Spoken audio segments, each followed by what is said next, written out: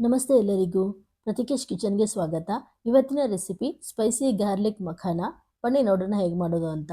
ನಾನಿಲ್ಲಿ 1/4 ಕಪ್ಪಿನಷ್ಟು ಶೇಂಗಾ, 1/4 ಕಪ್ಪಿನಷ್ಟು ಗೋಡಂಬಿ, 1/4 ಕಪ್ಪಿನಷ್ಟು ಪುಟಾಣಿ, ಹುರಿಗಡಲೆ ಅಂತಾರಲ್ಲ ಅದು, 3 ಕಡ್ಡಿಯಷ್ಟು ಕರಿಬೇವು ಸೊಪ್ಪನ್ನ ಏರ್ ಫ್ರೈಯರಲ್ಲಿ ಫ್ರೈ ಮಾಡ್ಕೊತಾ ಇದ್ದೀನಿ. ನೀವು ಇದನ್ನ ಗ್ಯಾಸ್ ಮೇಲೇ ಡ್ರೈ ರೋಸ್ಟ್ ಮಾಡ್ಕೋಬಹುದು. ಗ್ಯಾಸ್ ಮೇಲೆ ಒಂದು ಕಡಾಯಿ ಇಟ್ಬಿಟ್ಟು ಇದಕ್ಕೆ 2 ಕಪ್ಪಿನಷ್ಟು ಮಖಾನ ಸೇರಿಸಿಕೊಂಡು ಇದನ್ನ ಕ್ರಿಸ್ಪಿ ಆಗೋ ತನಕ ಹುರ್ಕೋಬೇಕು. ನೀವು ಗ್ಯಾಸ್ ಮೇಲೆ ಎಲ್ಲವನ್ನು ಹುರ್ಕೊಳ್ಳೋದಾದರೆ ಸಪ್ರೇಟಾಗಿ ಹುರ್ಕೊಳ್ಳಿ. ಗೋಡಂಬಿ ಶೇಂಗಾನ ಸಪ್ರೇಟಾಗಿ ಹುರ್ಕೋಬೇಕು. ನಂತರ ಇದಕ್ಕೆ ಒಂದು ಮಸಾಲೆ ರೆಡಿ ಮಾಡ್ಕೊಳ್ಳೋಣ. ಮಸಾಲೆಗೆ ನಾನಿಲ್ಲಿ ಅರ್ಧ ಇಂಚಿನಷ್ಟು ಶುಂಠಿ ಹಾಗೂ 4-5 ಶಾಲೋಟ್ಸ್ ಅಂದರೆ ಚಿಕ್ಕ ಈರುಳ್ಳಿ ಅಂತಾರಲ್ಲ ಅದು, ಸ್ವಲ್ಪ ಕರಿಬೇವು ಸೊಪ್ಪು ಹಾಗೂ 1 ಗಡ್ಡೆ ಬೆಳ್ಳುಳ್ಳಿನ ಹಾಕೋತಾ ಇದ್ದೀನಿ.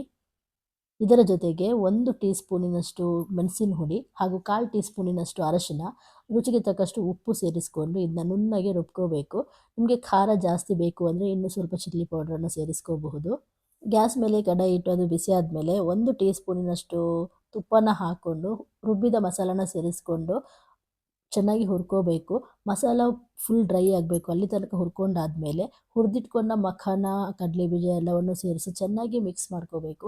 ಒಂದ್ಸಲ ಎಲ್ಲನೂ ಚೆನ್ನಾಗಿ ಮಿಕ್ಸ್ ಆದಮೇಲೆ ಗ್ಯಾಸ್ನ ಆಫ್ ಮಾಡಿಕೊಂಡು ತಣ್ಣಗಾಗಲು ಬಿಡಬೇಕು. ತಣ್ಣಗಾದಮೇಲೆ ಮತ್ತೊಮ್ಮೆ ಇದನ್ನು ನೀವು ಚೆನ್ನಾಗಿ ಹುರ್ಕೋಬೇಕು, ಇಲ್ಲಾಂದರೆ ಕ್ರಿಸ್ಪಿಯಾಗಿ ಬರೋದಿಲ್ಲ. ಈ ಸ್ಟೆಪ್ನ ಯಾವತ್ತೂ ಸ್ಕಿಪ್ ಮಾಡಬೇಡಿ.